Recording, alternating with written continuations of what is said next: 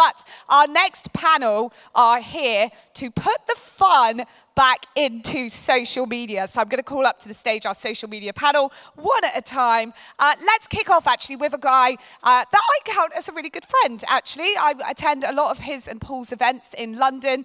They just hosted one in Brighton, which was absolutely fabulous.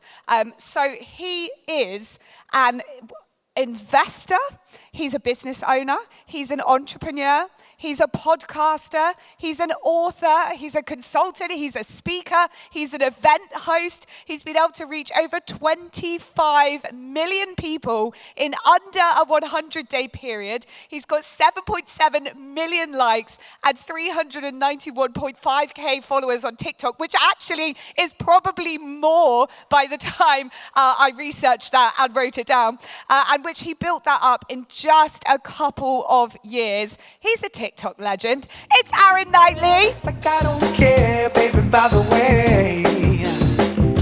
Because I'm happy. Clap along if you feel like a room without a roof. What an intro song, Aaron. It's nice, isn't it? It should be on. I think it did say something. It'll be on, I'm sure. Can everyone hear me? Is this yeah, on? there you go. Oh, it's on. Oh, great. Take a seat under your name. Here you are on the end. There you go. Fabulous.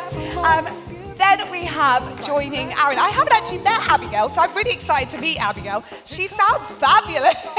Actually, I see her at the back there, and I've seen her walking around. She's got a fab outfit on. I clocked you when you walked out the room, by the way, Abby. Anyway, she is founder of the incredible Eventus Empire, and she has made it her ultimate mission to make Eventus the go-to social media agency for skyrocketing your e-commerce business. And she is keen on helping business owners, such as yourself here today, grow and sell on social media. Abigail Clark! Like happiness is the truth. Because I'm happy. Clap along if you know what happiness is to you. Because I'm happy. Clap along if you feel like It's so nice to meet you properly. Fab. Honestly, I feel like I checked you out when you walked out the door, Abigail. I was like, hello. She's looking fab. Right, joining our lovely social media what am I saying? Joining our lovely social media panel, working on a few hours sleep here. We're good. Right, my friend Millie is up next, and I don't know if Millie's going to have time up here to share a little bit of her story, which is as sad as it is inspiring. And if you don't know that, give her a follow on social media. She's the owner of Posting Property, helps teaching property professionals how to use social media effectively. She also is in property. She owns a property portfolio. She has a background working in marketing and advertising for huge international companies that you will definitely recognize, and I'm sure she will name drop some of those when she is up here on stage. So please welcome to the stage, Millie Bellotti! clap along if you know what happiness is to you. Clap along. Strut that stuff, Millie!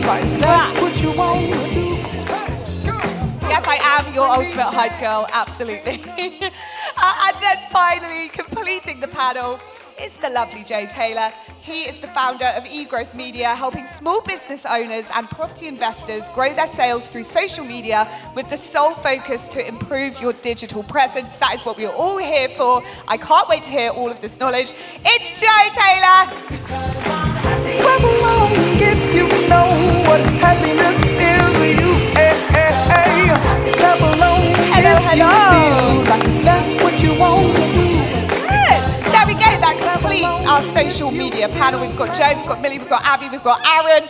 This is where you guys get to ask your questions again. So I hope, I'm going to come down the middle because I feel like I left out some people in the middle this side. So hands up, who has a question for one of, yes, coming straight over here. Hey, how are you? Hi, I've just started a health channel on YouTube called Happy Sexy Health. And my question is, should I have a separate channel for the longer videos than the shorts? I've heard that you should have, you know, if you're doing hour-long interviews, for example, and you're also doing shorts, that it'll ruin your watch time if you have them both in the same channel, and that ideally you should have them separately. So I just wondered what your thoughts are.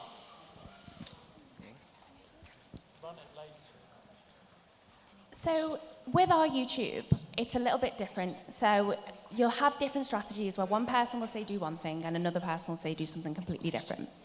If you've got long form and it's converting really, really well, and you can chop that long form down into short form and post it, then you can use that to drive traction to the actual long form content. I don't necessarily think that you need to have 2 accounts. I'd say if you have one and you can use your short form to actually drive lots and lots of traffic, then just focus on growing that. If you've got 2, you're then basically establishing different strategies across everything, if that makes sense. But only you can decide that. So for example, I might say stick with 1, but you might say we'll have 2. But only you can decide based on your insights.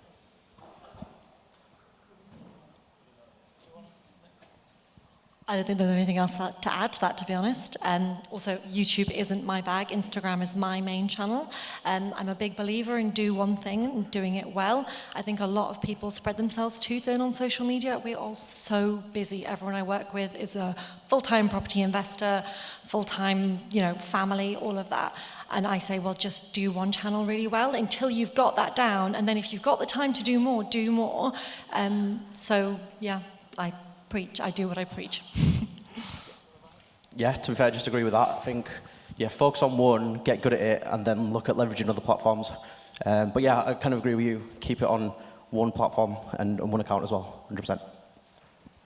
Yeah, and I would say, really, you want to just niche in. I think the mistake that I made, my YouTube channel now has grown, and we've hit up to about 11.8 million views, but it took me a little while to realise that I was talking about too many different things and I wasn't niching enough. So I would just say, if that's the core thing that you're going to do for the next 12 months, don't deviate, don't open up another channel, just go all in on that one thing and really hyper niche. I think the more you can really talk about it and just sort of talk around the little bits that you're the expert in, YouTube will figure out that it can put you into that pocket of that type of audience, whereas if it doesn't know where to send you, it's never going to find your audience. And then the great thing is you can repurpose, obviously, all to the short form, which, drives the traffic and the algorithms. Thank you, guys. We've got a question here as well. Just to let you know, I'm going to cover this half the room, so wave at me if you've got a question. Michelle's on that side, so wave at her if you've got a question for her on that side, and she will come over to you. But this lovely lady here, we were talking earlier about your business. It's fabulous, so I can't wait for you to tell these guys. Hi, I'm Liesl, and I'm from Kent, and I've got a luxury glamping site down in Kent, and we've been open for about a year, Woods Meadow Glamping in Kent. And I'm new to Instagram. I've been trying to use it for a year. I'm not really making much headway. I'd really like to know your answers to what's the best way to market a luxury glamping site. We've got 4 luxury lodges that sleep up to 6, on self-contained ensuite and kitchenette. Some of them have got dishwashers, 3 have got mezzanine, some of them are for dogs. We've got a children's area, but we're just not making it. Our name's not out there. How do you create a brand? So I would say the platforms for you would be TikTok and Instagram in particular.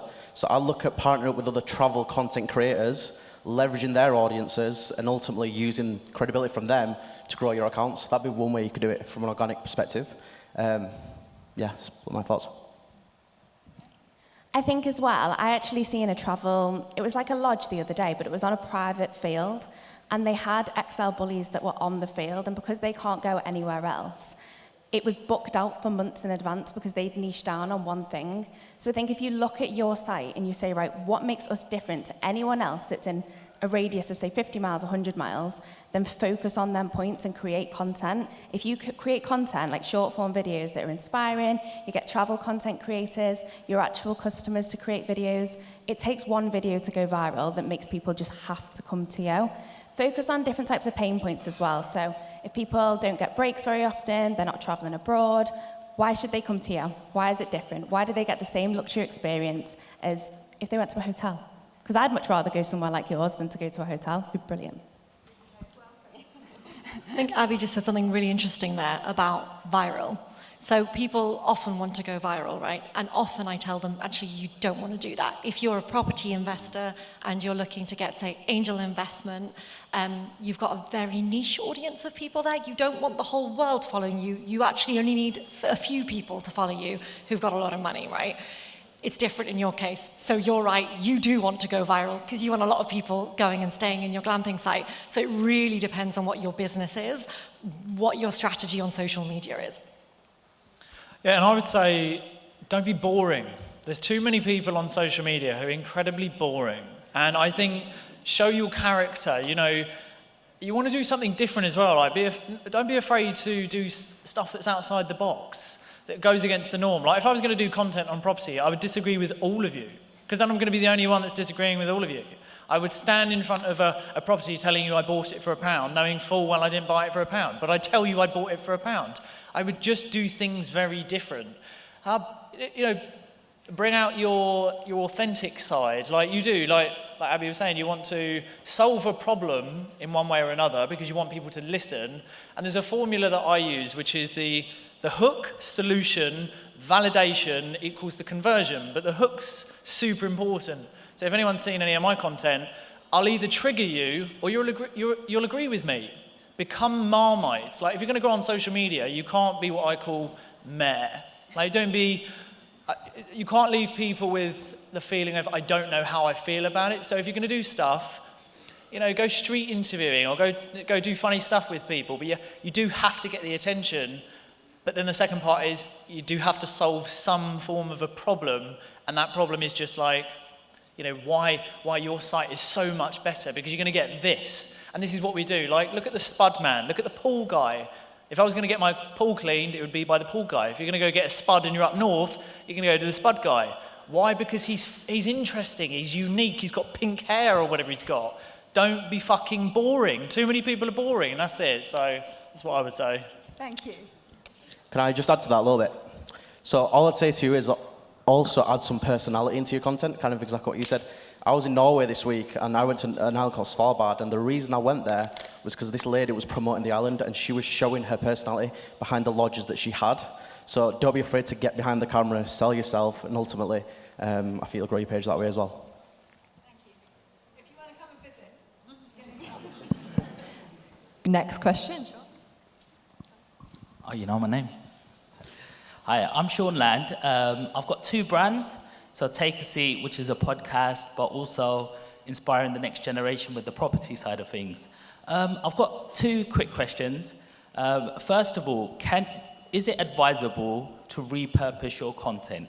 Obviously, making it fit to size for TikTok, Instagram, YouTube, Facebook.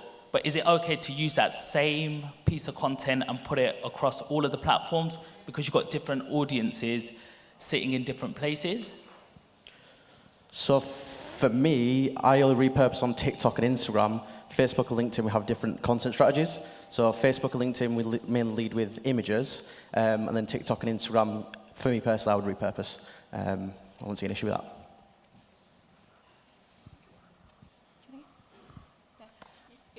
I mean, yeah, as I said, I prefer sticking with one platform and doing it well before moving across to other ones. But having said that, the fact that Instagram and Facebook are owned by the same company makes your life quite a bit easier, because you can just click one button and it will go live in both places. And they do tend to be different people, the people who are living on Instagram versus the people who are living on Facebook. So you can sort of reach both audiences with a click of a button. It's all about making your life easier, in my opinion. First of all, Take a Seat podcast is amazing. I've spoke on it. Thank you, Sean. So with the repurposing the content, if you want to create an omnipresence, then I would always say yes, repurpose your content. But not necessarily in a case of just posting it across different platforms. The best part is if it's video content that you're pushing out. Obviously, you can post it on Instagram, TikTok, YouTube Shorts. You're not necessarily going to be using the same hooks, but what you can do is obviously repurpose that content. You could have one reel and convert that into 4 pieces of content, whether that's a carousel, whether it's a static post. You can change the hooks, you can turn them into different scripts, so you can get as creative as you like, but always try and master that one platform first, definitely. Otherwise, you end up spreading yourself too thin. And I would say, so this is all speculation, but if you're trying to grow on a certain platform, have like your core like content on one platform. So like for me, TikTok has served me very well. But I would, yes, repurpose, but I would focus on one platform and not repurpose for maybe several days later, so that you're not kind of saturating all of the platforms with very similar content. I would also say to everyone, outsource. Like, no one should be doing your own editing. I mean, stop going out for a curry or a pizza and like pay an editor once a week to cut all your content. And no one should be editing any of your own content. And I think the thing with TikTok, people assume that it's for short form. So with the podcasts, you can now upload onto TikTok half an hour straight on the phone, right? And the watch time and the click-through rate, and without getting into it unless anyone asks, the RPM, for me personally, is still very high, and the click-through rate is high. So I'll put an 18-minute video, which came off my YouTube, onto my TikTok, and I'll get 1,000 to 2,000 watch hours. You know you need 4,000 watch hours to monetize on YouTube, right? So I'm racking it up on TikTok. But it's the conversion. What I would say, you're a businessman as well, why are you purposing? So a question to everyone is return on time invested. I don't post content unless it will have some form of conversion.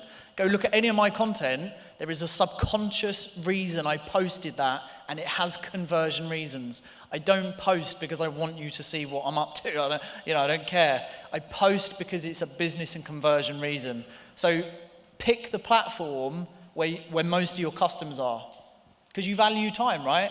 This is time-consuming game, right? I value my time. So with all of, I know you do a lot of content, focus on the thing that's going to give you the biggest bang for your buck. That's what I would do personally. And finally, very quickly, how do you deal with algorithm changes? So 1 minute you're hitting 5,000 views, consistently post after post, and then all of a sudden it just drops because the algorithm focuses on different. So how do you do that research? Can I just jump in? Don't fucking worry about it.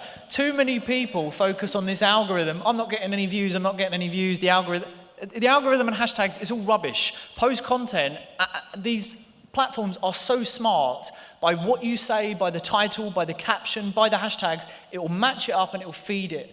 Solve problems and get people listening. The biggest asset is not property, it's attention. That's just my views. Get people to listen.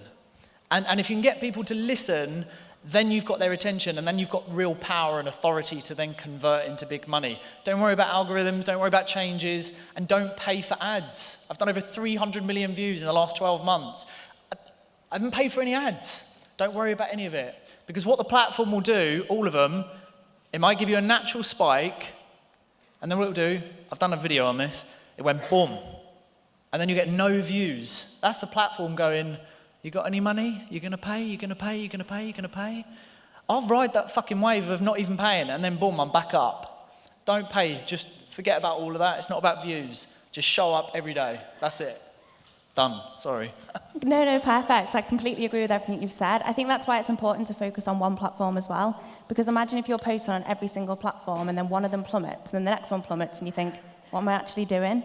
You need to make sure that if it does plummet, then maybe that content isn't actually speaking to your ideal audience. I think so many people are scared to speak about the same thing. It's like they've spoke about what they do once and they don't speak about it again. You need to constantly be repeating yourself. And if you do oversaturate your market, which you won't, it's just because you're not creating the content that actually speaks to your audience. Yeah, I think people concentrate on metrics that for me are unimportant, that I call vanity metrics. So number of followers, the number one vanity metric that people are so obsessed with. There's one thing I want you to take away. It doesn't matter how many followers you have. It matters what business results you are getting from those followers. So if you have 10,000 followers and you're not getting any leads from your social media, that's a problem. So things like algorithm changes, things like number of followers aren't important. How many conversations are you having as a result of the content? How many angel investment opportunities are you getting as a result of it? That's important. So focus on those things, conversations, real engagement. That's what will lead to business results versus vanity metrics. Yeah, I totally agree with that. I think one of our clients, so he's a guy called Chris, he's a developer from Leeds. He doesn't actually get that much engagement on his content, but he's raised just under £1 million.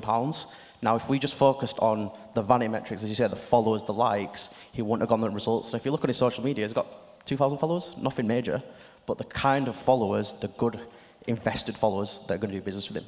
So again, kind of echoing what you said, you don't worry about the vanity metrics. Thank you. Fab. Thank you, guys. This is what I mean by having such a kind of like diverse range of people speaking on the stage, because I feel like you all gave such a different answer based on the platforms you're talking about. So nice work, team. Right, we have a question here. Hello. Hi everyone, my name is Sema Yildiz from Sourcema Property. I think my question is kind of answered. In terms of lead generation, I was thinking which platform is probably the best one to get quality leads as opposed to just too many leads, you know. So for me, Facebook is my platform. It's the only kind of tool that I use to get business. For me, Facebook is brilliant, and it does depend on your target market. So what James said before, market, message media, where's your ideal client hanging out? What kind of business do you have? Property sourcing. And are you looking for more clients to sell more? Yes, I have the developments that I'm selling. Sure. I sell on and off plan new builds to overseas investors. Okay. My problem is not getting the developments or the product. My problem is getting the quality leads. Quality leads. So yeah, so again, being an advocate for Facebook, for me, I think it's brilliant. Using Facebook groups, again, another tool. For example, Progressive's got 40,000 people in there. And yes, there's people looking for clients as well, but there is people with money in there. So building a personal brand into these groups, because you're in essence stepping into someone else's room and saying, this is who I am, this is what I'm doing, this is what I can offer. I think that's really powerful for me, and you know, that's worked for a lot of our clients as well. So for me, Facebook, I think that's my preference. Yeah, I think everyone's going to say the name of the platform that they're on for that, because truthfully they're probably everywhere, but you've got to really think about who is that target audience, like literally down to the T. How old are they? What are their interests? What are their pain points? What are their frustrations? What problems would you solve? And then think about, okay, well, where do they live? Where are they spending their time? And where can I really have a proper conversation with them? And that will direct which channel you should focus on. But how do you find that information? Well, as to where they live, where they're looking, the type of people that you want.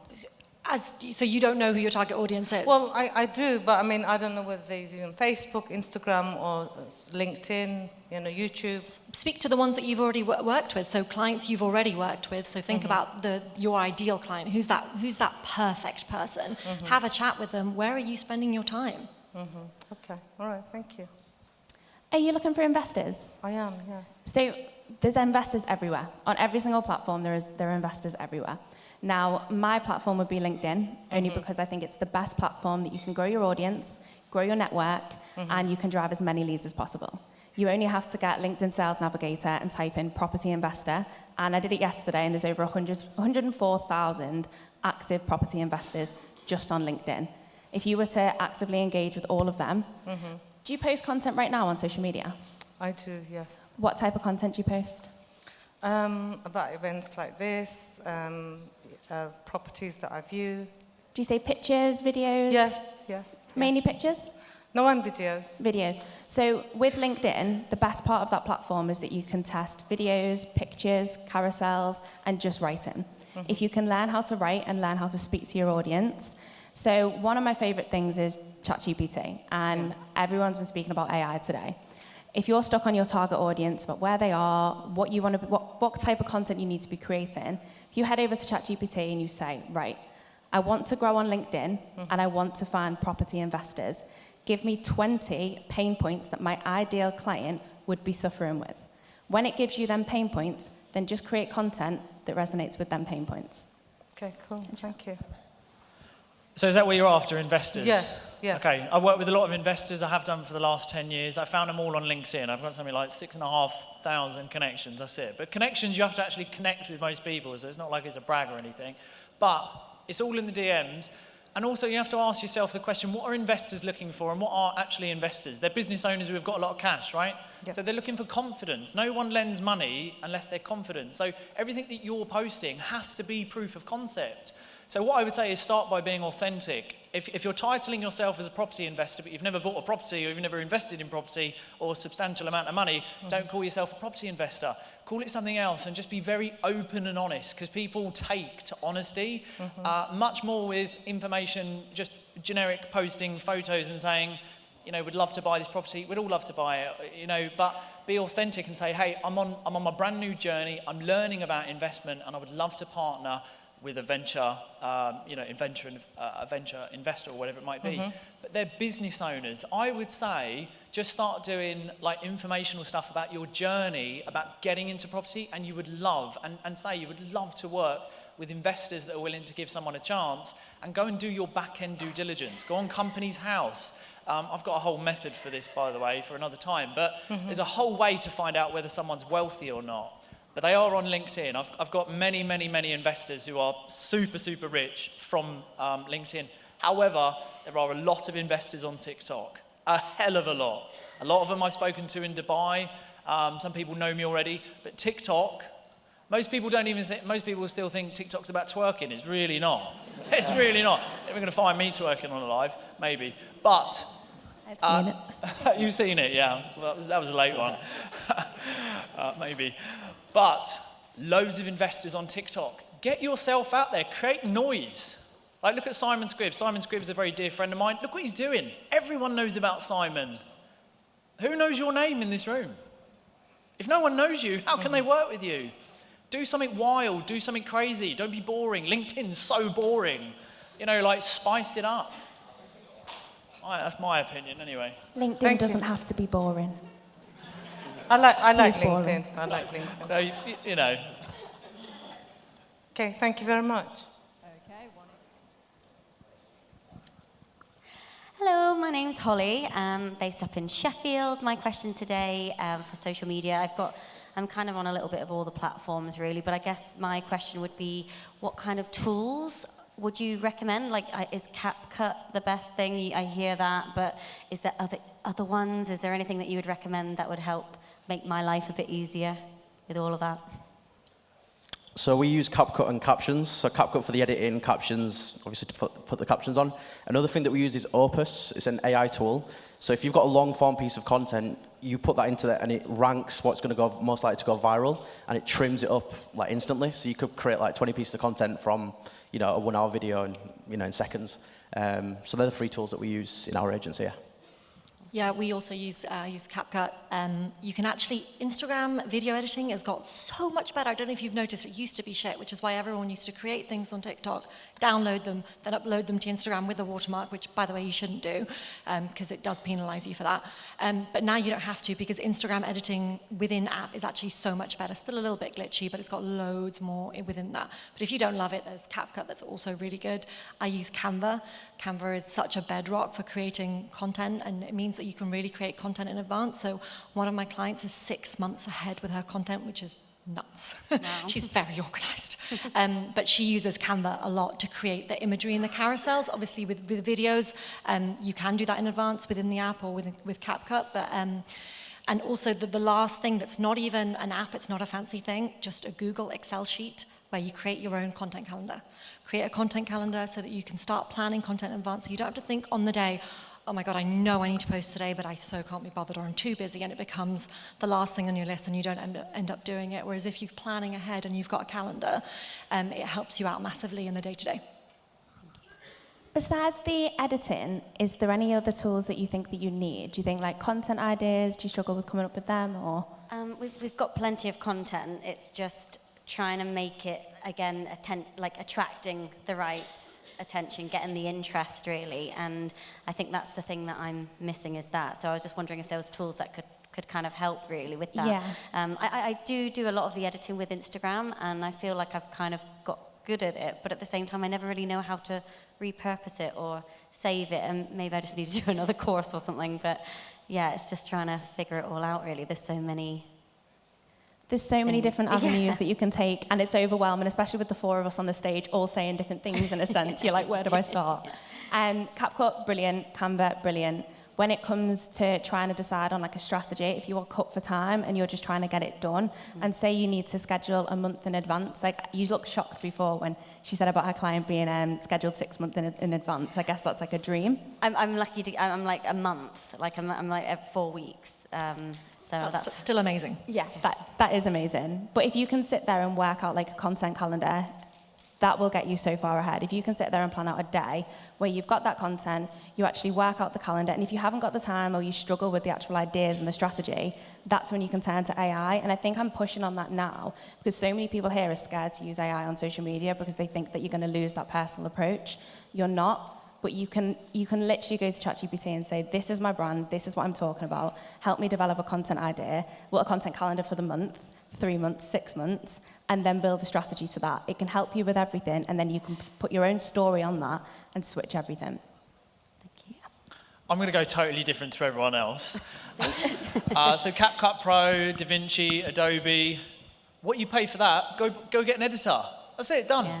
That's it, done. I used to outsource all the editing for our podcast and everything like that, but I'm a bit of a control freak. Have you been out for a restaurant meal in the last 6 weeks? Yes. Yes, I know you have. Don't go out for a restaurant meal. Pay your editor, and then it's done. It's priorities. People become overwhelmed with content. They go, oh, it's not working, and I can't do this, and I can't do that, and yada, yada, yada, and I'm not growing. It's because they're overwhelmed, because they're doing low-value tasks first, and they're piddling about with editing. I've got 2 full-time editors now. I don't touch any of it. I don't want to touch any of it. I don't want to look at CapCut Pro. I don't want to look at Adobe.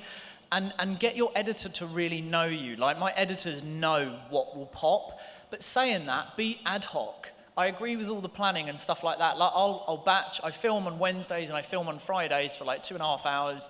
Send it all off to my editors on a Google Drive, bish bosh. They do all of it, and then it comes back, and it's hooky, and they know what's going to work because like you were saying, I've been beating the same drum for so long. And just a quick fact: does anyone know the average of how many new people see your content on TikTok opposed to any other platform? Does anyone know? Shout it out. Anyone have a clue? No one? 60% minimum. I was just showing Ibrahim at my 3-piece suit man at the back. My man at the back there. If you know what that means, you've been on his podcast. But I was just showing him that it's normally about 90% of new people that see me every time on TikTok. 90% of new people. So if I do 5 million, and 5 million's viral, by the way, anything less than 5 million's not actually viral. So 5 million's viral. 90% of new people seeing me when I post. So when people are like, oh my God, do people not get bored of you saying the same thing? Nope, because you're talking minimum 60% new people seeing me every time. And then they go into a funnel, I get huge conversion, huge revenue comes in. Hire an editor, go ad hoc, plug in a little mic. Some of my biggest videos have just been me, big bed hair, looking an absolute state, just rambling, but what I know about. So forget all that, get an editor. That's what I would do. Thank you, everyone. Thank you. Love that. Like, I just feel like with the whole editing thing, I think I'm on. Well, you can hear me anyway. You can always hear me. With the whole editing thing, I guess what Aaron's saying is it's about having the right editor as well, right? You need to have someone that A, knows you, and B, knows what's going to work with an audience. Yeah, and I just want to say, don't say you don't have money to do it. All of you have money. If I've been in finances the last 10 years. If I went through all of your bank accounts, I'll find so much money on miscellaneous shit that you're spending money on. All of you here have money to take on 2 people at least part-time, but you'll convince yourself you don't have money, but you do. Like, how much is it costing for an editor, in your opinion? Because I've used them in the past. I found people, we have VAs, we've had editors. I've found people on Fiverr, and obviously kissed a few frogs. But how much would you say is the right price for the right person, I guess, or is it not? It does vary for what you're after, of course, like long form and revisions and stuff like that. But both my editors, depending on month, between £500 to £1,000 a month. But I have high volume. But if you can get £10-12 for a reel, or £20. Look, if they're charging £15 an hour, you're getting a bang for your buck. That's really good. £15 an hour is good. Cool. Thank you. Cool. Thanks, guys. Hi, guys. Ron is here. I've got 2 businesses, and they're not related. So one is product design and manufacturing consultancy, and now my wife and I have a property business. And I've procrastinated with social media and doing anything online for a very long time, and I've now convinced myself, all right, I'm just going to go for it. The question is now relating to confusing your target market. So because I want to do social media for my design and manufacturing business, but I also want to do social media to document the journey that we're going with on property.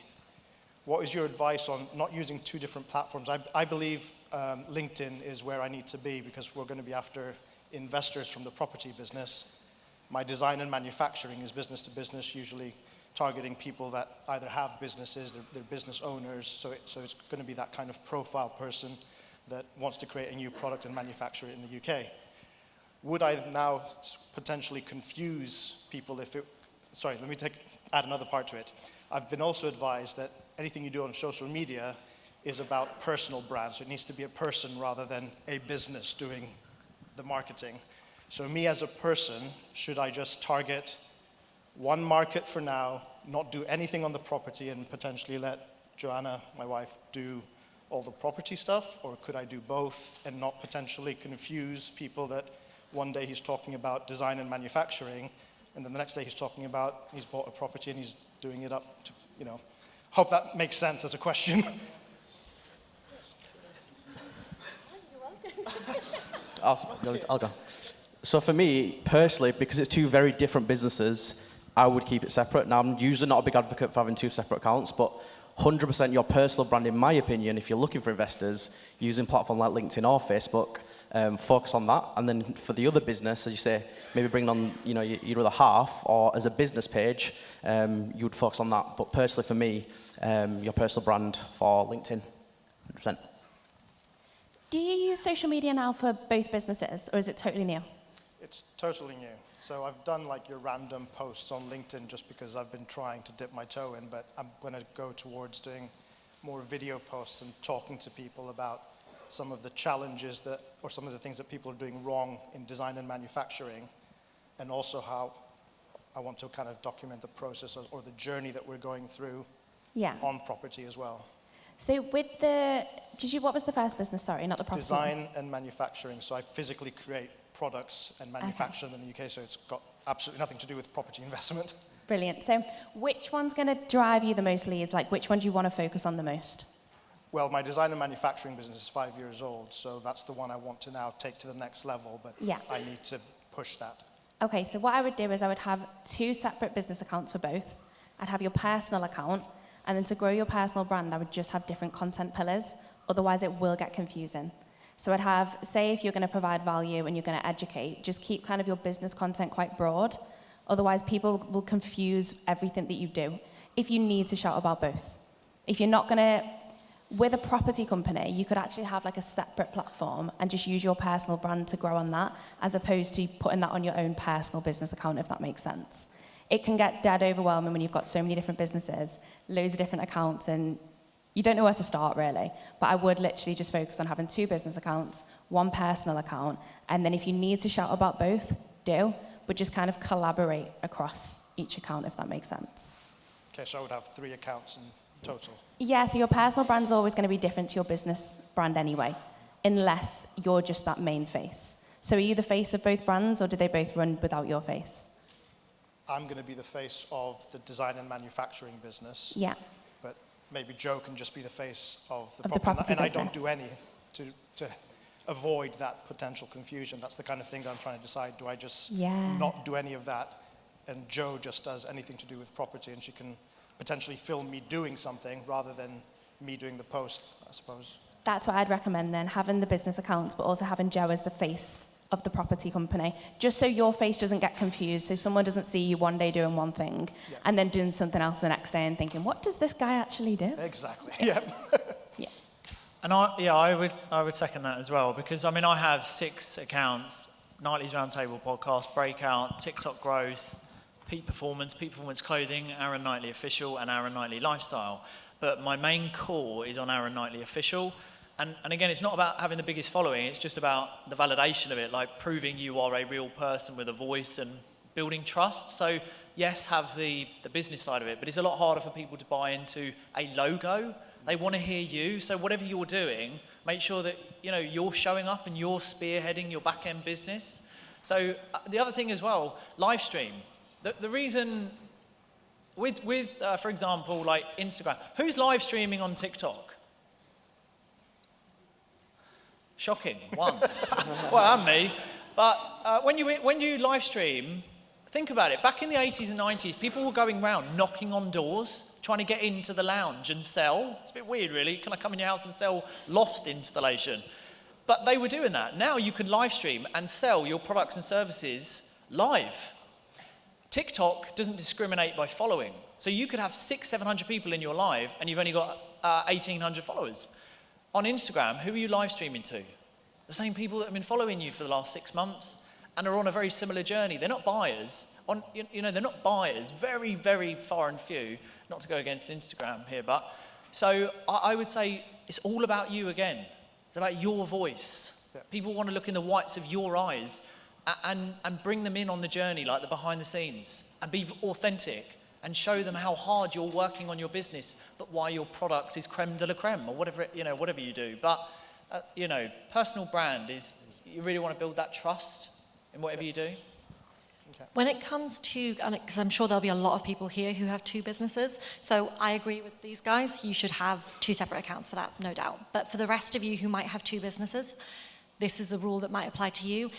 Is there enough of an overlap in your audience? So, for example, my audience is property investors who want to learn about social media, but it's also angel investors, private investors who want to invest in my property business because I do property and I do social media and I do both.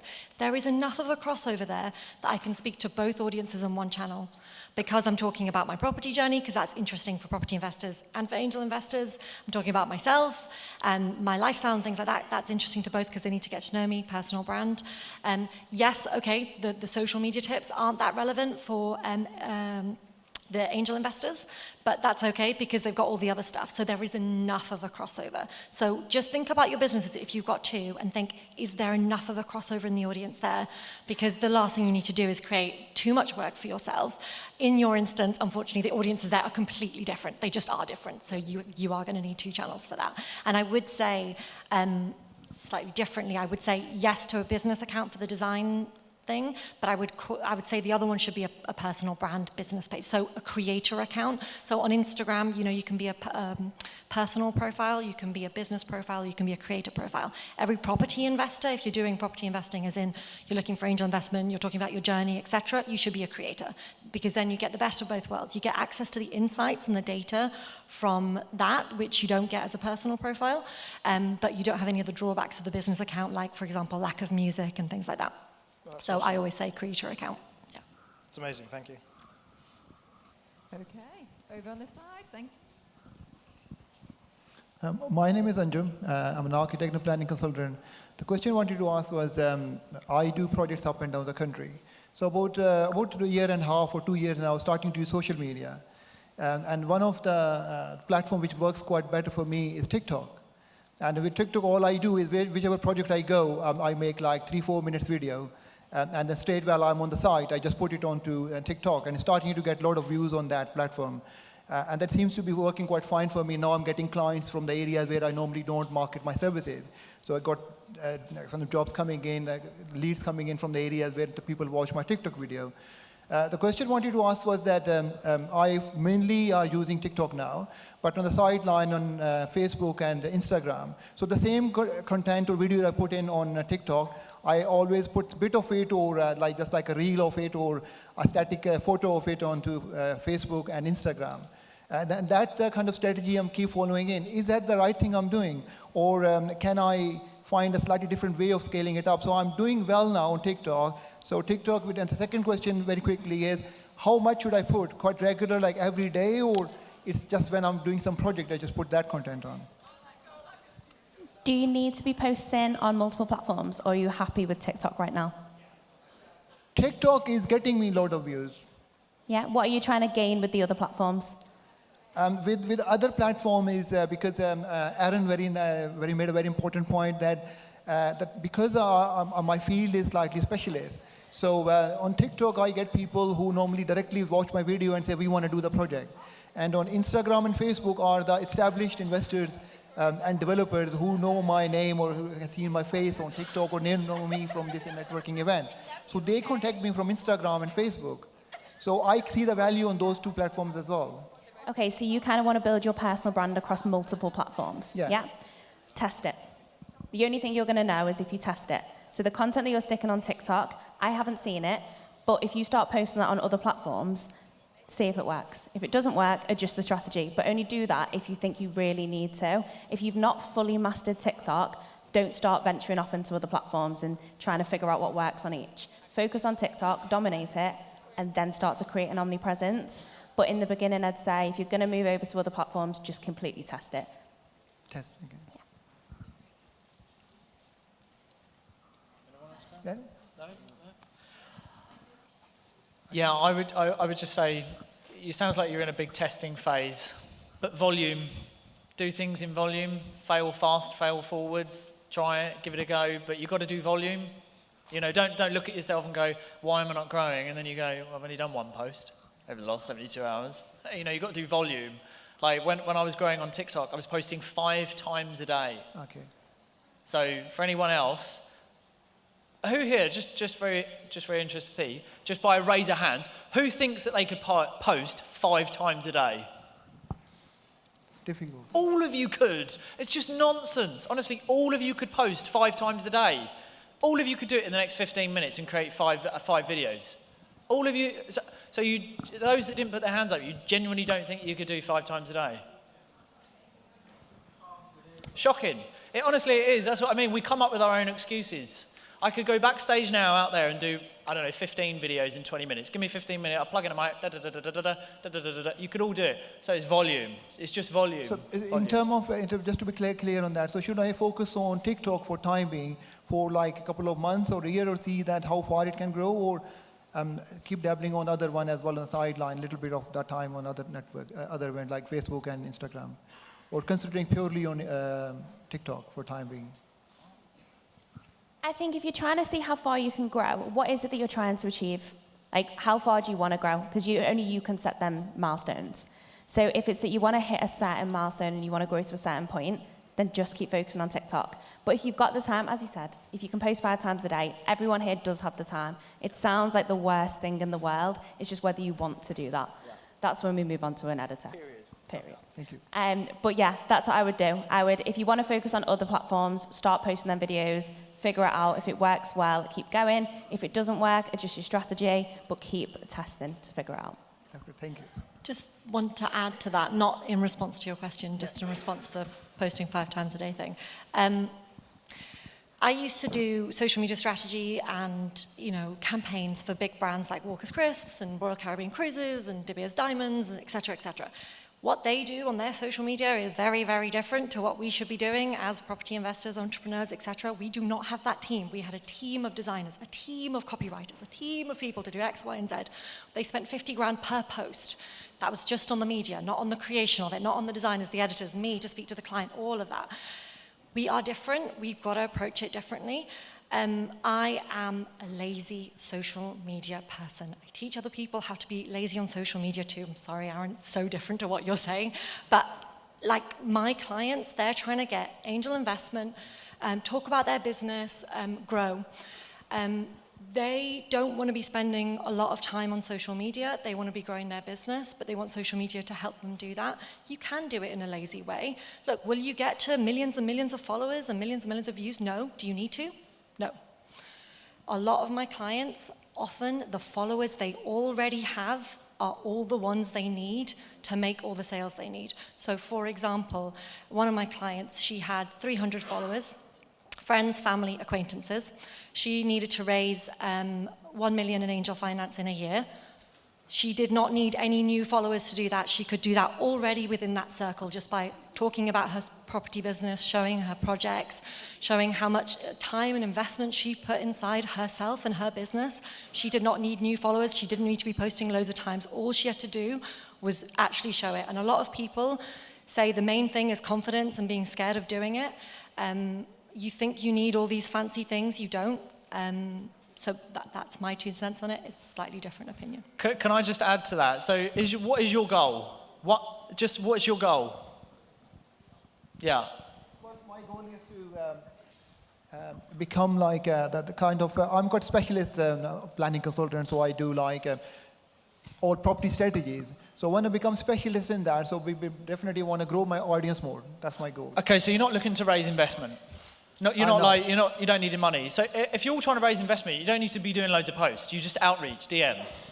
You literally, I could raise £1 million by the end of next week just by picking up the phone now and speaking with people. Just DM. If you want to raise money, you don't need to be doing posts. You need to do outreach, volume in outreach. It doesn't matter about the follower count. If you want to monetize on your platform and earn a lot of money, and I've been very open about how much TikTok has made me, if you want that, which could then buy a property outright, I mean, what I've earned on TikTok in the last 12 months could actually buy a property, I don't know, mid-Liverpool, I don't know what the prices are in Liverpool, outright, cash. Cash. So you have to work out what your return on time invested is. Like, what do you want? So that's the thing. I post strategically for the thing that I'm dialed into and that I want, which I know what my goals are. So again, if you want to bring awareness, I think Gary Vee said it, LinkedIn and TikTok is like the ultimate like win-win chicken dinner situation, because you're talking wide and deep. Like, you've got virality and then you've got like authority. But if you're raising money, by the way, just DM. You don't need to be posting on LinkedIn, just DM. Like, property investors are my client, but the property investors know my brand now, so they contact me because they know he's the guy, he knows the strategy, so he can figure out the planning for us. So these investors are now contacting me, though these investors are, some are from foreign countries and some from the local UK. They don't know me, but they know those videos. So they now contact me. So I want to grow that audience more and more now because I can see a value in that. So now I'm not like a location-based architect anymore. So I'm based in Birmingham, but now I got clients far afield. And those people are never been my client before, but only these TikTok videos are bringing them to know about me. He's the guy. He do these kind of things, stand in front of his project and just telling what he's doing. 18 months ago, no one knew who Simon Squibb was. All of you here know who Simon Squibb was. TikTok. Thanks, guys. I will move on to one speedy last question. We've probably got time to just squeeze one more in, so I'll pass it over to this gentleman here. Thank you. And guys, thank you very much. It's good to have you all there. I think the variety of answers are amazing. And that's just the panel. One very quick question, and it's a basic question. Personal brand, business brand. I am a business which is at a stage where we have a marketing team, they do a decent job. I am the CEO, I'm running a business. Now I'm thinking, am I running the business myself and that's what I should be focusing on? Or am I better off spending time, as you all are saying, TikTok, LinkedIn, post? I know I'll do a good job of it than my marketing team. So the question is, personal brand, business brand. I want to hear from all four of you. Thank you. So what kind of business is it? So we are property development. So we buy land, we build, we retain, we rent it out. So the whole shebang, and then we raise money as well. Yeah. 1,000,000% your personal brand.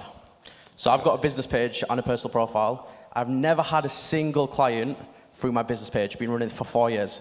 Every single client I've ever had has been through my personal profile. Same for my clients, okay? They've got, like, for example, Tsukiko, Build For You Properties, a development company. She's raised £2.7 million while working with us. Every single penny of that has come through organically posting on her personal profile, especially as a property investor or a developer. So I'm very passionate about that. People don't buy logos, especially in the property game. They're buying you, your name, your authority, your trust, and your credibility. Not, Jet Developments, for example. So for me, 1,000,000% personal profile, personal brand, all day long. Unless you're going to be doing paid ads and you've got a sales funnel, but that's again, different conversation. Organically, personal profile. Thank you. Definitely agree with that. 100% personal brand. When it comes to property businesses, especially when you're asking people to send you money, why would someone send money to a logo? So the biggest mistake people make is they decide they want to do property, they set up their limited company, they spend a long time thinking about the name. Believe me, I did the same thing. And then they open up a fresh new Instagram page or whatever page at X Property Solutions, X Property Limited, and they put their logo there because they spent £500 on a designer. By the way, please don't do that anymore. Like, you can get that for free on so many places. And that's the first thing they do. And they start from zero with their logo and their limited company name. My God, biggest mistake. Use the followers you already have. Do not hide behind a logo. Do not use your limited company name. No one cares about your limited company name. It's a vehicle through which you buy property, not how you present yourself to the world. It should be all about that personal brand and building that connection and making people like really fall in love with you and what you're doing with your business and see the highs and lows of it. They want to see that it's hard. They want to see, exactly what you do to run your business, to decide whether they should invest in you, whether they should work with you in any capacity. Can I add to that? So we had a client, he was posting for 2 years on a business account organically, so getting no reach, no engagement, couldn't post into groups. So he came to me and was like, look, what's the issue? So I said, the first thing was, you're promoting your logo. You're a property investor. People don't care about that. So we flipped it round, built his personal brand, and he's just finished raising £500,000 through a guy he'd known for 30 years, but not spoke to in 10 years, but the content that we'd been posting for him was touching on the pain points, as you guys rightly said before. And this guy was like, actually, okay, this guy's doing this. I'm interested. Let's speak. They had a meeting. He took him through a sales process. And then he closed £500,000 in investor finance. And again, just one simple tweak from changing a logo to a personal profile. Yeah, so to agree with that, people buy from people, not necessarily brands. But your business right now, do you have a marketing team? I've seen you running with the mic then. So, yeah, we have a marketing team, and that's where the confusion is. Is the best use of my time is spending time in marketing, or let the marketing team do it? But interesting to hear what your views are. Are they in-house right now? They are in-house, yeah. So do you want to put your face to the brand, or are you also happy for them to put their faces to the brand as well? Well, that's the question. Because that's what you can do on the business page. So a lot of people that don't want to put their faces to, not everyone wants to grow their personal brand. If you've got a team in-house, you can use them and grow their brands with the business. So there isn't just a case of you having to grow your personal brand because your marketing team, you think they're crap. You can actually utilize them to become the brand, and then you can grow your personal brand alongside that. But let them grow the brand. If you've got a business and it's established and you can use that social media presence, use them. You need to be on camera because you've been looking at me. You've got a smile on your face. You've got a bit of, you've got a bit something about you. You're smiling now. You need to be on camera. You're quite a funny guy. Just show your personality. Like, that's the thing. If you've got the resources around you, but it sounds like you have, you could just elevate everything just by getting on camera because people want to relate to you.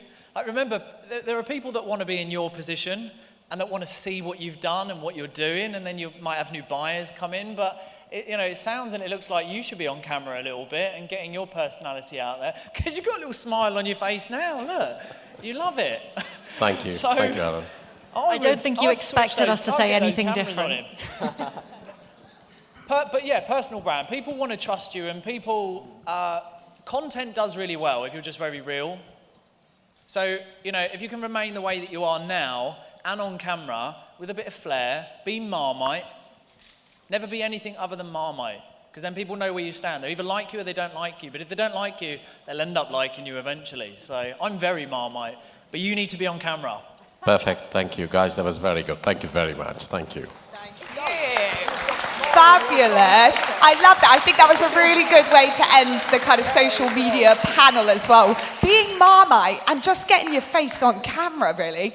So please give it up one more time for our social media panel. Aaron, Abigail, Millie, and Joe. And also, I just wanted to quickly say that obviously Abigail is very much on LinkedIn, and your name is with an E on the end, right? Is that right? Yeah, not Clark with no E. Yes, Clark with an E. There we go. So if you're searching for Abigail on LinkedIn, you can find her there with Clark with an E. Right, one more time, our social media panel. Thank you so much, guys. You can head on off this way. Thank you. Right, I am going to invite the lovely, here we are, there we go. I'm going to invite the lovely hosts up onto stage so we can give them a big thank you. And I think we're revealing a winner of something. So Michelle and Paul, please make your way to the stage. To a round of applause. Come on up for hosting such a fabulous day. Woo-woo! We're still going. Hey, hey, hey. Right, so who is this winner? Tell us. First of all, we've got the winner of the Mogul competition, which is Joanne Woodward. Are you in the room, Joanne? Are we in the building, Joanne? Woohoo! Congrats. Love this. And then just by magic, we have got the spinny wheel, the competition. So this is for all of the YPN members. So if you signed up today or you've been my YPN member, then you are in the prize draw by being here today. Or some people couldn't make it today, so hopefully it's one of you in the room. You'll be able to spot your name on the board there. So you will be winning £500 cash, plus £16,000 worth of our YPN training, as well as a podcast with me and getting in the YPN magazine. So it's an amazing, amazing giveaway today. So who's going to spin the wheel? Can somebody on the computer spin the wheel for us? Hopefully it's someone in the room today. Oh, the suspense. CJ Property. CJ Property. We haven't got a name, just an email. If CJ Property is in the room. CJ. Oh, yes! Cindy, you've got it. Come on, Cindy, get on up here. Come and collect your prize. Can we do that? Amazing. Can we do that? I don't know. Not my shout. Whose shout is it? Can you do that? Amazing, amazing. Right, well, I'll go and give her the prize and then over to you. Oh my goodness, I absolutely love that. Right, you go and give Cindy her prize. How exciting. I just want to wrap up with a few thank yous. So please just continue to clap along, and I'm just going to shout out loads of people's names. But first of all, big thank you to Paul and Michelle for organising this incredible event. We also want to give a huge round of applause to everyone that has helped backstage, to Richard, who's been running around like a headless chicken today, but keeping us all on track. All of our sponsors, I hope you've had time to talk to them that are lining us around here. The speakers, everyone that spoke on stage today, everyone that has been involved in setting this up. It's such a big effort to set this up, like everyone behind the scenes, all the camera crew, all the stage crew at the back controlling the sound, controlling all of this up here. There's so much that goes in behind the scenes, to all the food suppliers, to the venue for hosting us, everyone that's helped organise, everyone that's created a buzz online, that's been massive, and everyone sat right in front of us, yourselves, for being here. Thank you so much. I'm your host. My name's Lexi Carducci. Don't forget that after this, you can head over here where you can find Johnny Brown, JB Photography. They are going to be taking some headshots. So head over to this white sheet over here. Have a safe journey home, and we hope to see you at the next Property and Entrepreneur Summit.